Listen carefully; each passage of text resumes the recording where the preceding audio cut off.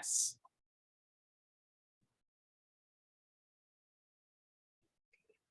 Okay. Welcome everyone to One Book, One Norristown's YouTube channel. I'm Monica D'Antonio, coordinator of the One Book, One Norristown Literacy Initiative. The One Book, One Norristown Literacy Project is a collaborative community project spearheaded by the Greater Norristown NAACP, the Literacy Council of Norristown, and Norristown Public Library. Our goal is to bring the Norristown community together around a shared reading experience. We have partnered with Philadelphia author Lorene Cary for this special initiative. We are using two of her books, The Price of a Child and Free, as our community reads. The Price of a Child and Free both deal with the harrowing experiences of people escaping enslavement in 19th century America. The Price of a Child is geared toward adults, while Free is aimed at a young adult audience. Today, we are delighted to have Pam Margolis with us. Pam is an elected official, librarian, doctoral student, and volunteer teacher and mentor at the Center for Culture, Art, Training, and Education, known to us here in Norristown as CICATE. Pam is going to tell us about her work using Lorene Cary's book, Free, during CICATE's summer camp programming this past July. Welcome, Pam. Hi, thanks for having me. Absolutely. Pam, just start us off telling us a little bit about yourself for our viewers. So I am a librarian by trade. I'm really into children's books. I am especially interested in diversity in kids' books, making sure there's power, equity, and all of those things. I'm especially interested in the Black and Brown community and the LGBTQ community. So I can recommend texts, I can let people know which texts are good and which texts are bad. I often get tapped by, believe it or not, counselors who want to know, do I have a list of books about kids suffering mental health issues or race issues and things like that. Lately, I have been really interested in I hate to call it social justice, but protests and demonstrations, and a lot of the books these days can really be used as a mentor text for that. And so that kind of helps me guide who and what I teach and where I'm going to go. Excellent. And that's, one of the main goals here in One Book, One Norristown is not only bringing art and literature and literacy to our community, but also having that kind of social justice perspective. So I really appreciate that expertise that you bring to the table. How about a little bit about CICATE and what's going on there, a little bit about what they do in the community and how you got involved with this organization? Okay, well, CICATE is for the Spanish-speaking bilingual community in Norristown. They're not primarily for them. They also have children of other colors, races, but it's predominantly for the Latinx community. And they're really, they really strive for social transformation through the arts and even STEM, or is it STEAM? These days, I can't remember, but they're really good on making the children feel like they have a place where they belong, where they're supposed to be, and they are free to be and express themselves however they like. Excellent, excellent. And, for those maybe not familiar with the Norristown area, CICATE is an institution here, a real anchor for this community in terms of after school programs, tutoring, as Pam said, great arts programs for youth and for adults. I'm personally looking forward to taking a class there in the fall because they are going to be teaching adult Spanish classes. Yeah, I know, I'm so excited. So many of us from local government, from the school board, from Norristown Council, are going to be taking classes in the fall with Dr. Holly Link to improve our Spanish so that we can communicate better with the community in our roles as elected officials. So we're so thankful to have CICATE in this community doing this great work. I agree. I didn't know they were teaching Spanish. I might have to get in on that. Oh yeah, definitely reach out to Holly. She was offering it kind of first to the elected official community because we had sort of put in a direct ask for this, but Mhm. I'm sure that she is willing to open it up, especially to folks that already teach and tutor at Zacate. So definitely connect with Holly on that for sure. Well, Awesome. So a little bit about your work actually using Lorene's texts. So this summer, for the past several summers, Zacate has offered a 3-week summer camp during the month of July. And there's always really unique classes and opportunities for students, gardening and movie making and playwriting and all different kinds of programming in the summertime for youth. And you taught a class this summer that revolved around Lorene's young adult book, Free. So could you tell us a little bit about that class, just in terms of curriculum and how it was taught? And then we'll dig a little deeper on how the kids responded to the text. okay. Well, we called the class One Book, One Norristown, for lack of a better title.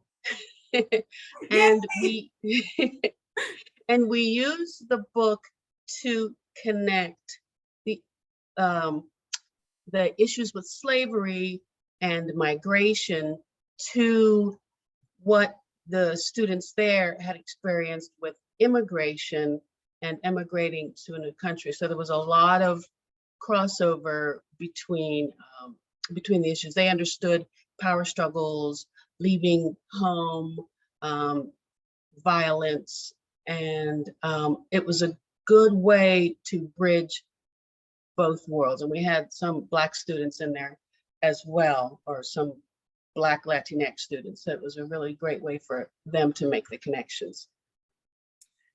Excellent, thank you. And that's, another bonus or kind of part of what we're trying to achieve here in One Book, One Norristown, which is even if groups have distinct experiences that other groups may not have gone through, there are still overlaps. There are still ways to find connections to each other and similar experiences that folks can connect on, even if their experiences are different. Right. Finding that common ground is really important. So that's great to hear.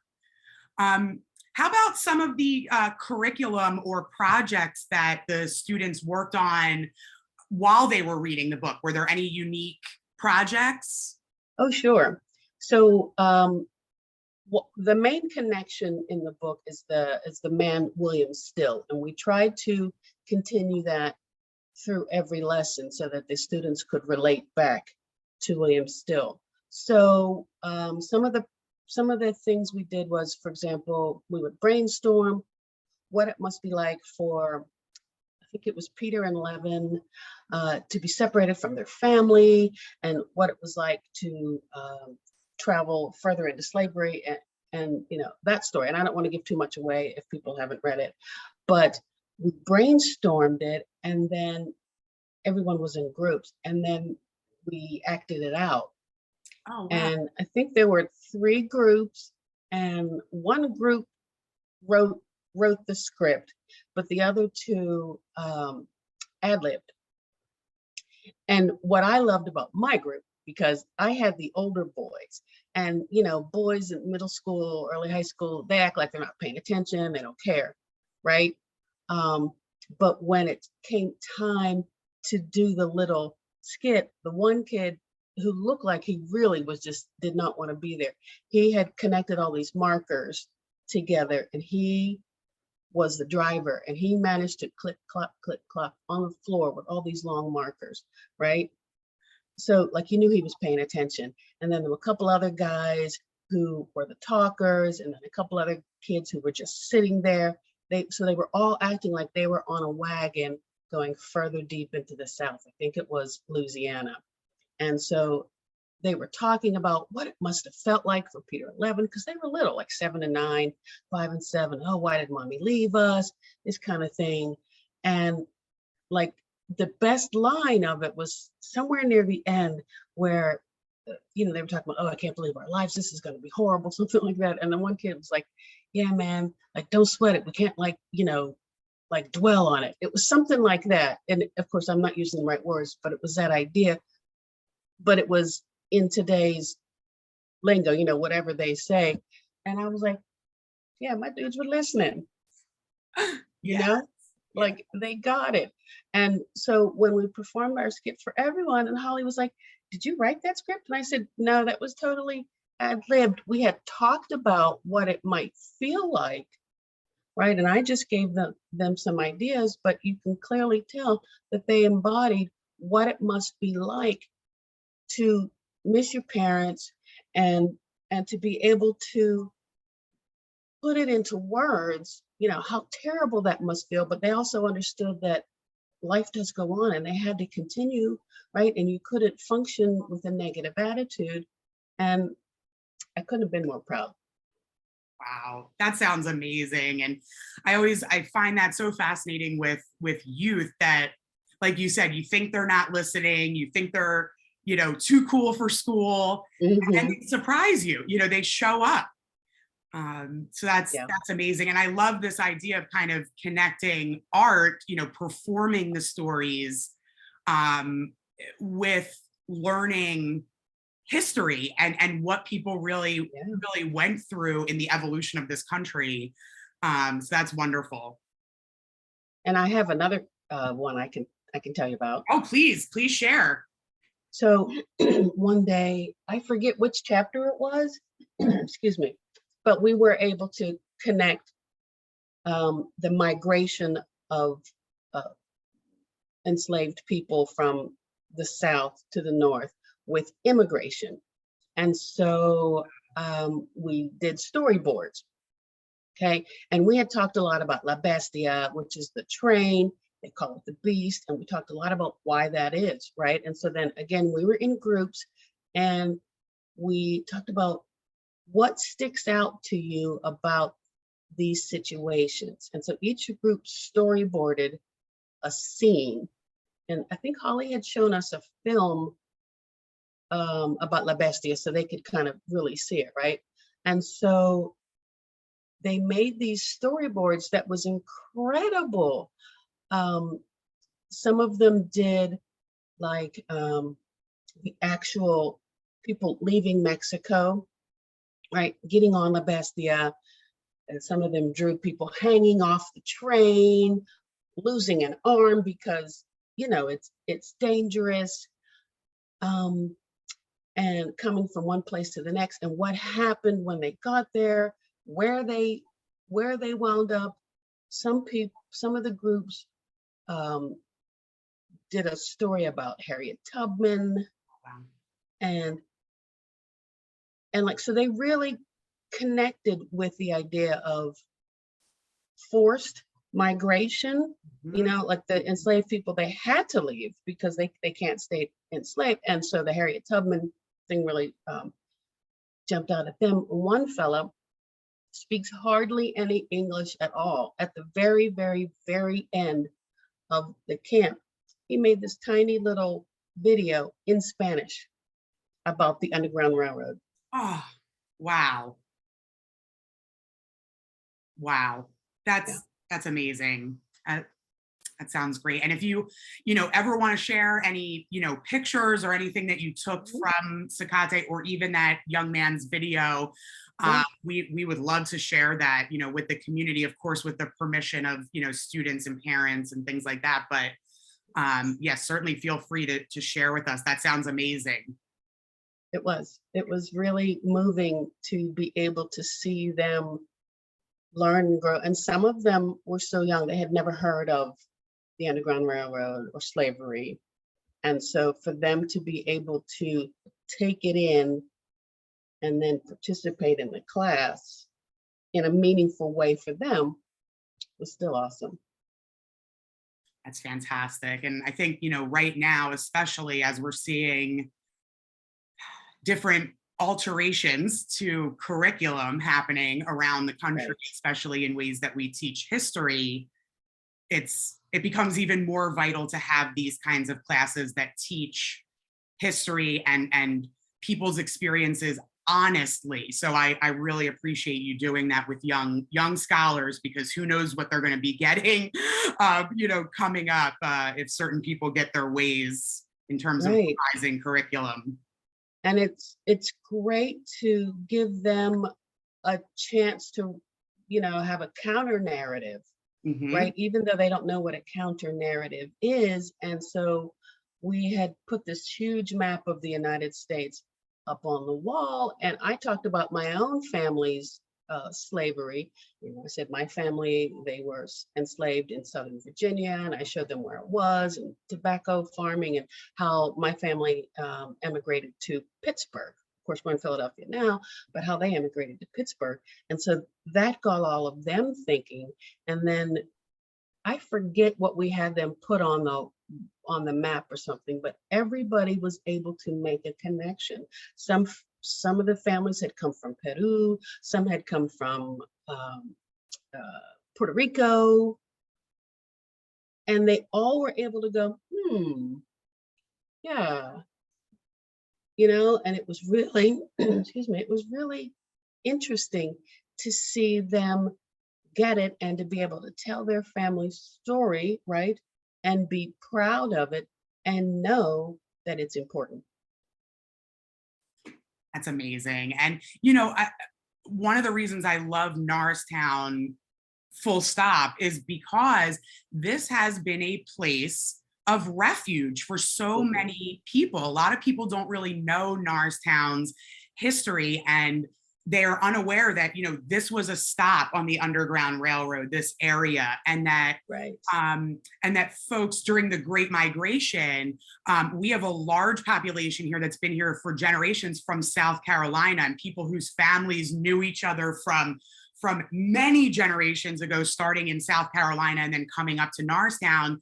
And then obviously in the past 20 years, this has been a place of refuge for, the Latinx community coming to the United States and settling. So, I mean, Norristown has really been this haven for people escaping, but also for people coming here and looking for opportunity and starting their lives and settling here away from some of the traumas and experiences that they had had in their previous location. So, I want people to kind of know that about this area, that, this is a place for them. This is a place for people to come and settle and find community and haven and solace from some of their previous traumas, like we said. So, Right.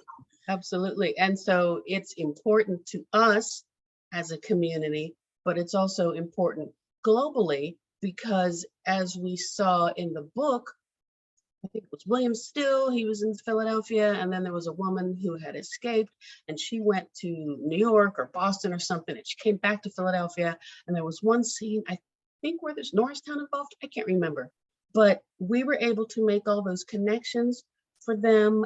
And we had the map of like the tri-state area, and we showed them, how far it was from Virginia, and how they were trying to get to New York, and how you have to, and like some of them are like, I've been to New York, and so they're like, hey, wait, this is a real thing. This isn't a story. Norristown's important to me, and it's not that far from Philadelphia. And so they really were able to make all of those connections that they might not make in school because they're not allowed to share their family's history. And a lot of the people there don't understand the connection between Norristown and slavery in the South, or even immigration. absolutely right. And that's again one of the main missions kind of this project is to show Philadelphia is not the only cool place in Pennsylvania, Right. on the east, on this sort of eastern side of things, that Norristown really, besides being the county seat for Montgomery County and things like that, really has played a role historically, especially for marginalized communities. So we want to keep that, Right. front and center, that Norristown is a heart of this area and has played such a major role in the development of the country and this area specifically in southeastern Pennsylvania. Absolutely. Yeah. So these were all fantastic highlights of working with this text.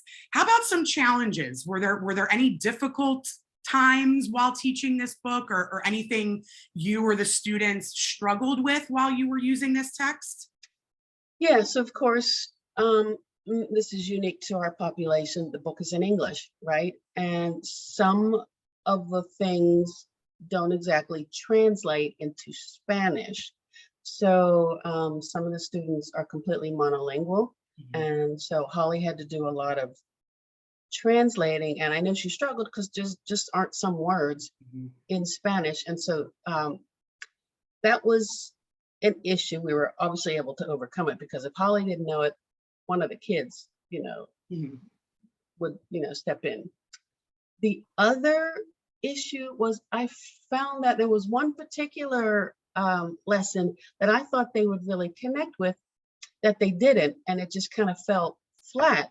And so, of course, as a teacher, you have to have a backup plan, and I didn't really have a backup plan. And I'm just like, well, why isn't it working? You would think it was it because it was after lunch, or I don't know. So you just never know, right? Absolutely. And just for folks that are watching, we now have a Spanish version of Free that we got, but it was after Pam's class ran, unfortunately. But for folks that are going to be using Free in the fall semester, we do have a Spanish version, and we are going to be doing readings aloud on our YouTube channel. So for folks that maybe have low literacy or have issues with sight and things like that, we're going to be doing recorded videos of Free in Spanish starting in the fall. So Pam, sorry we're a little late to you, Okay. but moving forward, we will have that version available so that more students can participate. Yeah, no, that's great. Excellent. So gearing up for the fall, we have several organizations using Lorene's text. So Norristown Area School District is going to be using Free and some passages of The Price of a Child in their 9th grade English classes and in their African American history classes. We have the Literacy Council of Norristown that's going to be doing a bilingual book club at Norristown Library, and their first book that they're reading together is going to be Free. Okay. And Literacy Council of Norristown is also partnering with Expressive Path, which is an arts organization here in Norristown, and they are going to be doing narrative writing around escapes, migration, fleeing, refuge, things of that nature, those kind of themes. They're going to be writing their own narratives. So we have lots of people that are going to be working with these texts, sort of in the same capacity that you did in the summer. Right. So is there any advice you could leave us with today for educators using these texts? Any words of wisdom as we embark on the fall semester? Yeah, interestingly, we talked about quilts, and how there were messages in the quilts, and I didn't have a quilt like that, but I had a quilt that my great grandmother had made, and she was born like late 18 something, so she was a sharecropper, and that was the closest I could get to showing them what a homemade quilt looks like. But when we talked about quilts and their meanings, then we had them draw. We found some quilt patterns, we had them color them and everything. It would be great if you could do like a larger, expand on that, make an actual quilt. Everybody colors one in, or actually, if you have textile skills, do that. But if you could somehow work that's another language all in its own, because each quilt has meanings. Of course, you always think, oh, if I had more time, I would do that. But that's something that I would like to see happen. Also, one of the things, but the lesson that bombed, and maybe I just didn't do it right, was you know how escaped slaves knew which homes were safe and which weren't. Like if they didn't have a quilt, there were like drawings or etchings on the ground or something like that. And we wanted them to come up with ways, like in today's society, what would work for you if you saw that? You know, because I feel there's like a language thing there somewhere, but maybe I just, you know, had a disconnect and didn't do it right. But I feel like there's something there that might be useful, signs and symbols.